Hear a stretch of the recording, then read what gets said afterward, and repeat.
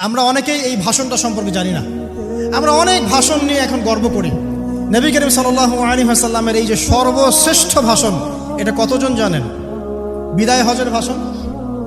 কতজন জানেন বিদায় হজের ভাষণে নবী সাল্লাল্লাহু আলাইহি ওয়াসাল্লাম কি বলেছিলেন উম্মতকে?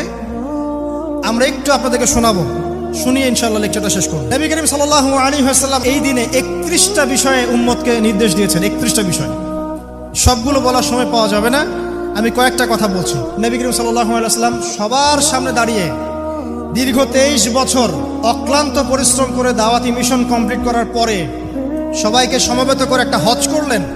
হজ করার পরে তিনি গুরুগম্ভীর কণ্ঠে বলছেন, হৃদয়ের সমস্ত আবেগ বের করে দিয়ে বলছেন, হে জনগণ, আইয়ুহান নাস, হে জনগণ, আমি জানি না আজকের পর তোমাদের সাথে আমি কখনো মিলিত হতে পারবো কিনা। একটু চিন্তা করেন, সাহাবীরা সামনে দাঁড়িয়ে আছেন, নবীজি দাঁড়িয়ে এই কথাটা বলছেন, হে জনগণ, আমি জানি না আজকের পরে আমি তোমাদের সাথে মিলিত হতে পারবো কিনা।